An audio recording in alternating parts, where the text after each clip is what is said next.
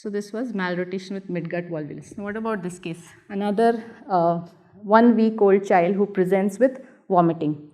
Now you may not tell me the diagnosis, but you can at least tell me, is this a high obstruction somewhere high up, or is it a low obstruction?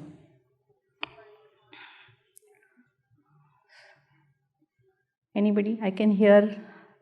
What do you favor? Based on how much gas you see in the abdomen, you can make that decision.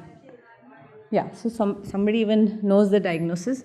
This is a high obstruction. We are seeing not double bubble, but we are seeing more than double bubble. We are seeing 3 gas shadows.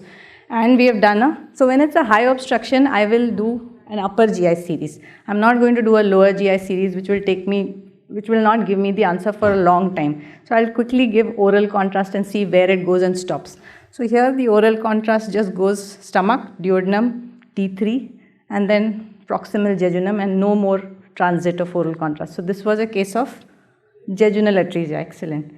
So jejunal atresia. Now why do all these atresias occur? Basically the theory is that there's in utero vascular event.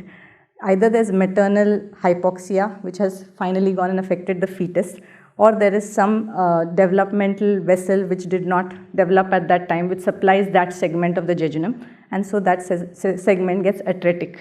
So this is nothing but jejunal atresia.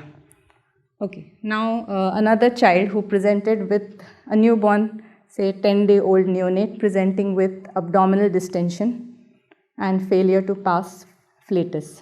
So again, you need not give me the diagnosis. Your aim from when you go out from here is you are going to be able to diagnose, is it a high obstruction or a low obstruction, so that you know what test to do next. So what does this look like based on the dilated loops?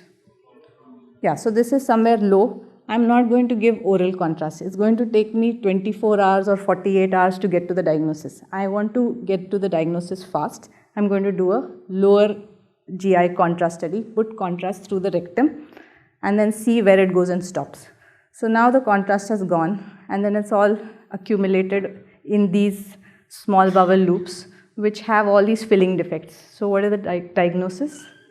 Yeah, so this is nothing but meconium ileus. All the filling defects are hard pellets of meconium filling up the distal small bowel loops.